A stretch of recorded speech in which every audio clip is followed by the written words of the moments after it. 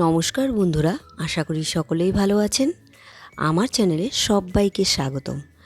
সাধারণ বেগুনকে কিভাবে অসাধারণ সুস্বাদু পদে পরিণত করা যায় সেটাই দেখাবো আজকের ভিডিওতে।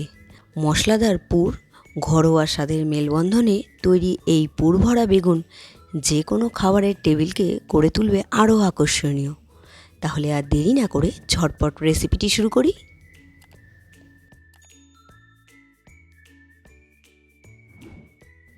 পুরভরা বেগুন বানাবো, সেজন্য নিয়ে নিয়েছি 3টে গোল সাইজের ছোট বেগুন। পুরভরা বেগুন বানানোর জন্য আপনাদের এরকমই সাইজের বেগুন নিতে হবে, মানে ছোট একটু গোল টাইপের। আর দেখুন, আমি বেগুনটা কেটে নিচ্ছি। কেটে একবারে টুকরো করে দেব না, মানে বোটার দিকটা কিন্তু রেখেই দেব। দেখুন আমি যেভাবে কাটছি ঠিক এইভাবে কাটতে হবে। দেখুন এইভাবে কেটে নিলাম, একদম কেটে টুকরো করে দেবেন না। এইভাবে আমি 3টে বেগুন কেটে নেব। 3টে বেগুন কেটে নেওয়া হয়ে গিয়েছে। এবার একটি মশলা রেডি করব। তার জন্য মিক্সিং জারে আমি প্রথমেই দিয়ে দিলাম ধনেপাতা, কাঁচা লঙ্কা, আদা। এবার দিয়ে দিচ্ছি পেঁয়াজ। আমি রাফলিভাবে কেটে নিয়েছি, সেই পেঁয়াজটাই দিচ্ছি। আর এখানে দিয়ে দিলাম 4 চামচের মতো নারকেল কোড়ানো। এবার একটি স্মুথ পেস্ট বানিয়ে নেব। স্মুথ পেস্ট বানিয়ে নেওয়া হয়ে গিয়েছে।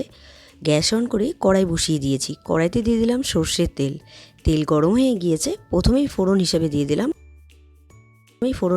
দিলাম কালো সর্ষে, আর দিয়ে দিলাম কারি পাতা আর কালো সর্ষে।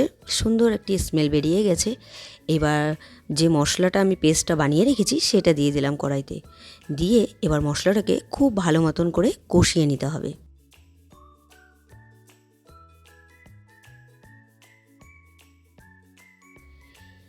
এই মশলাটাকে খুব ভালো করে কষিয়ে নিতে হবে। আর এর মধ্যে আমি প্রথমেই দিয়ে দিচ্ছি নুন, আর দিয়ে দেব হলুদ গুঁড়ো আর জিরে গুঁড়ো।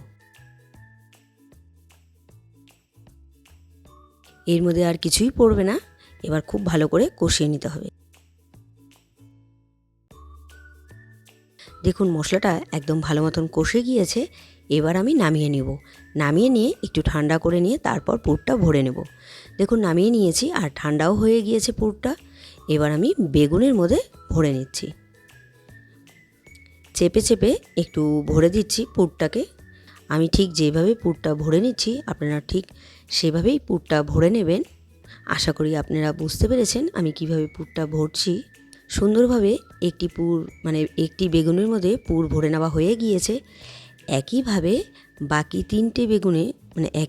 বাকি বেগুনগুলোতেও আমি পুর ভরে নিচ্ছি। আমি পুর ভরে নেব।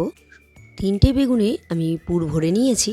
এবার একটি ননস্টিকের প্যান বসিয়ে দিয়েছি গ্যাসে। তার মধ্যে দিয়ে দিলাম সামান্য পরিমাণ সর্ষের তেল। খুব বেশি পরিমাণ আমি এখানে ব্যবহার করলাম না। এবার একে একে 3টে বেগুন দিয়ে দিলাম। দিয়ে এবার আমি ঢাকা দিয়ে দেব।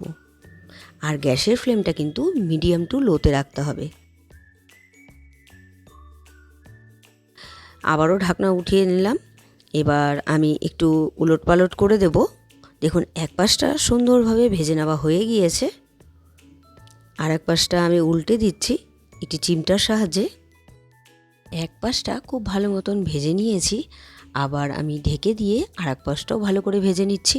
আর ঢেকে দিলে বেগুনটা খুব ভালো মতন নরমও হয়ে যাবে, সেদ্ধও হয়ে যাবে। দেখুন